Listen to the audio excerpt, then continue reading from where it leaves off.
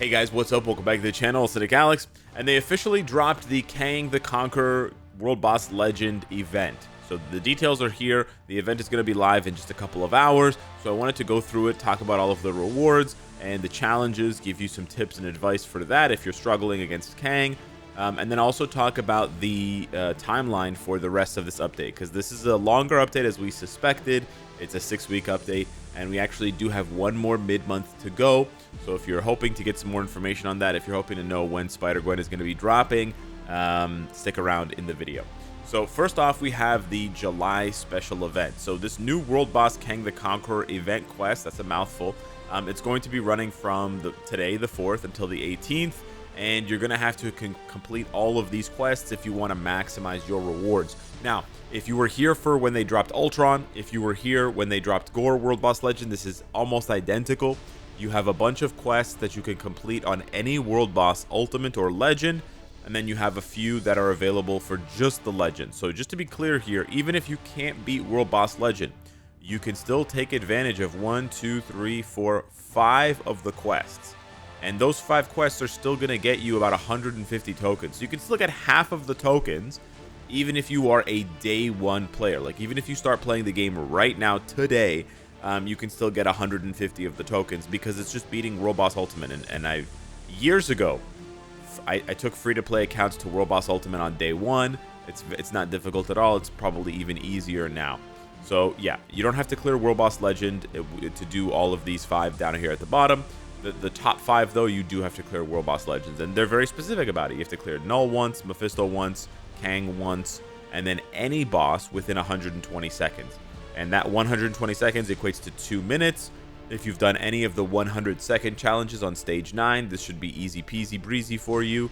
If you're struggling with this, obviously just lower the stage down to Stage 2 or Stage 1. A lot of people don't actually know this, so I'll give you the sort of... the wisdom. For Stage 2, on any World Boss Legend, you don't have the Twister effect. So if you go over to Null and you're like, oh, I'm struggling on Null, and you go to Stage 1, you'll see that Stage 1 has the Blade Twister, which are those 5 tornadoes that spawn and snare you and apply a bleed.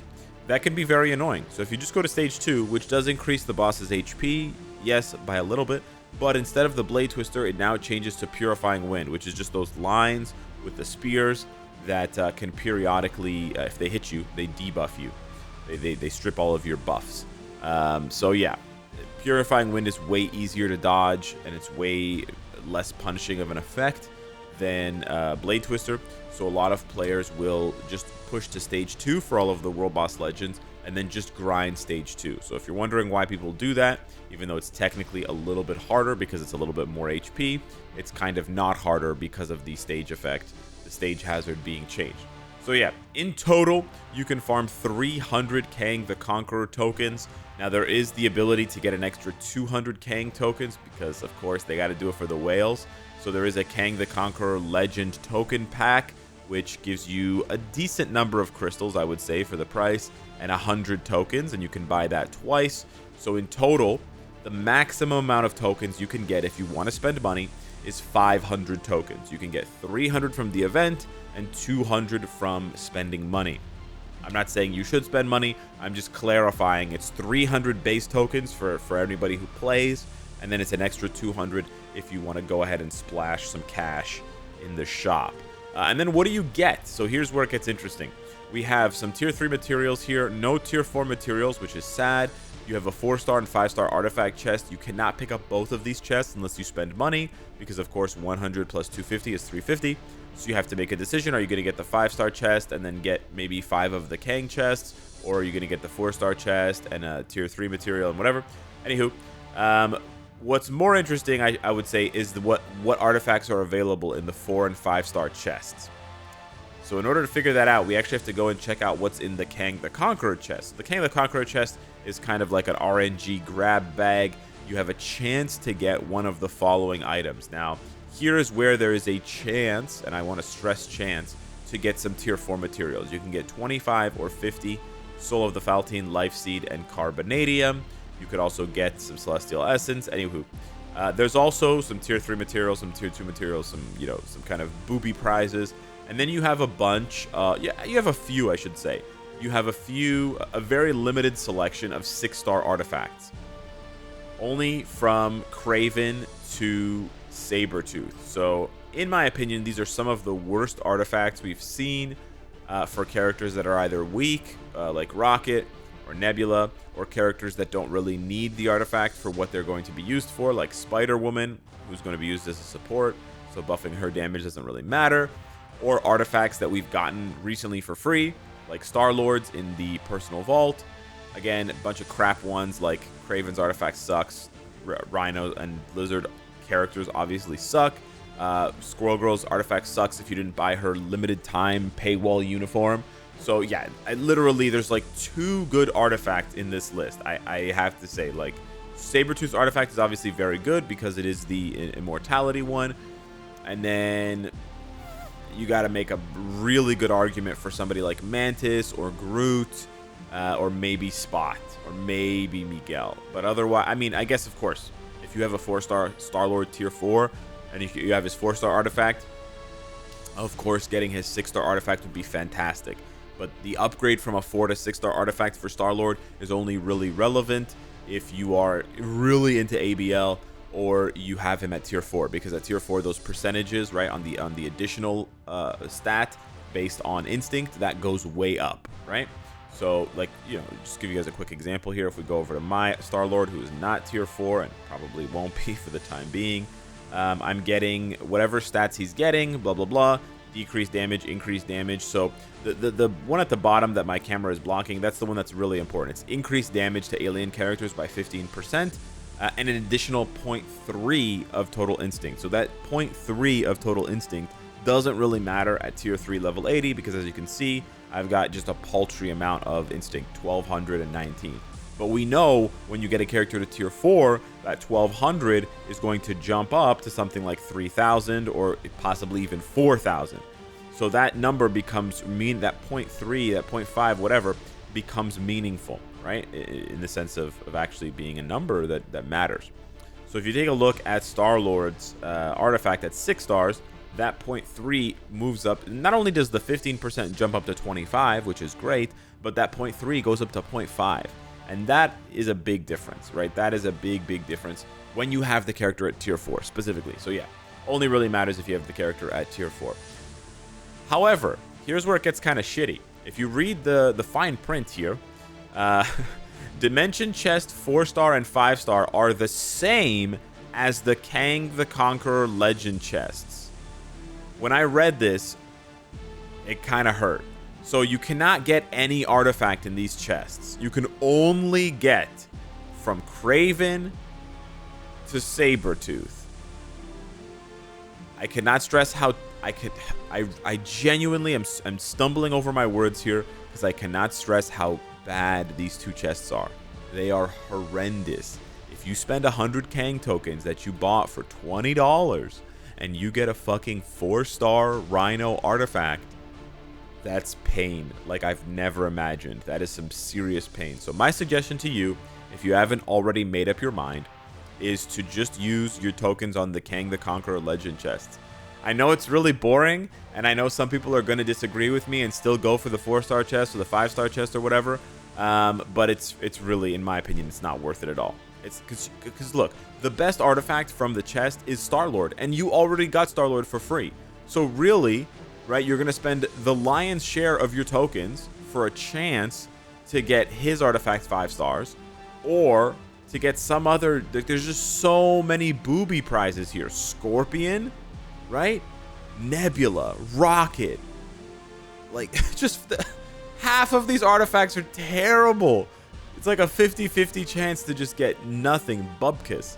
So yeah, I would strongly recommend doing the Kang chest.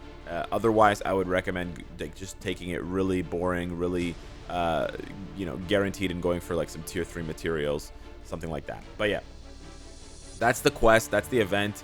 As far as tips for clearing the difficult stuff, obviously, for World Boss Legend within 120 seconds, you want to bring in as strong of a team as possible. Genuinely, I think if you have a good level 80 character, you could probably do this. Just remember, you want to pair them up with at least 1 support, if not 2 supports. So consider focusing on a character that has a self-buffing leadership. I'm actually going to be mentioning Magneto a lot, but there are a bunch of characters. I know some of these are seasonal uniforms, but Miles isn't, for example. Miles has a self-buffing leadership, so it's very easy to pair him with 2 supports. So does Professor X, Magneto, Thanos, Black Bolt, Thor if you have his artifact, Star-Lord in general, Blue Dragon in general, and Gamora in general. So there are a couple of great options for self-buffing leads, and then you just want to bring them in with your 2 best supports, like Taskmaster and Valkyrie or something like that. I'm going very basic here because I'm assuming players that are needing this advice don't have fully maxed out rosters, and I feel bad suggesting characters like Professor X and Blue Dragon and Black Bolt and stuff, but I just want to be as thorough as possible. You don't have to use characters with self-buffing leads. It's just one option if you want to crank out as much damage as possible, but you can certainly use someone like Iron Man and then just give him a lead like Wave, for example, or you can even just try, I know this sounds crazy, but it does work. You can try the following, okay? If you're struggling to hit the 120-second marker, all right, like if you're just 5 or 10 seconds behind, build your team this way instead, okay? Instead of building your team with a leadership, let's say you're like, okay, I'm going to use Cyclops because he's like a really good lead, even though he doesn't really have a support buff. And then I'm going to use, whatever. Let's say you don't have Riri Williams, okay? And then I'm going to use Shuri. Okay, let's say you're trying with this team and it's just not working for you. Try this. I know it sounds crazy. I know it might not work for all of you, but try this. Get rid of Cyclops. Move him into the lead. I know. You're probably screaming at your screen right now. And then just throw on another support. Okay? Whether it's Wave, whether it's White Fox, maybe not White Fox, but you sort of get what I'm saying. Let's say Valkyrie. Valkyrie would be a great option, okay? But that's my point. Throw on another support and try again. Because you never know. It might just work out. I don't know where the hell Valkyrie is. I'm completely blind. Oh, I used Valkyrie already. Okay, I can't use her. Very, very cool. Also, keep in mind, for Null specifically, you need to bring Ignore Dodge Strikers. Also, for Kang specifically, you need to bring Ignore Dodge Strikers. Yeah, they just have very, very high levels of dodge, even for level 80 and tier 4 characters. So keep that in mind, that you need Ignore Dodge for these bosses. I would aim for at least 50% Ignore Dodge.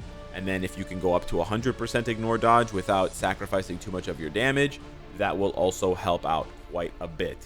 So that's about it for the token event.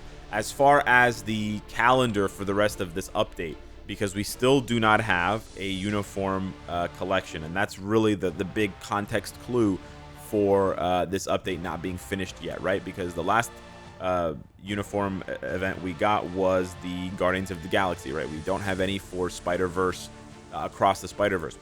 So we're definitely getting Spider-Gwen next week. That's the timeline that we're working with right now, which means, right, we should be getting Spider-Gwen in a week, which means we should be seeing her sneak peek very soon. Potentially in the next 3 days, we'll be seeing the sneak peek for Spider-Gwen Tier 4. It's probably going to be Spider-Gwen Tier 4 and nothing else, just to prep you guys. It's probably going to be just like nothing else.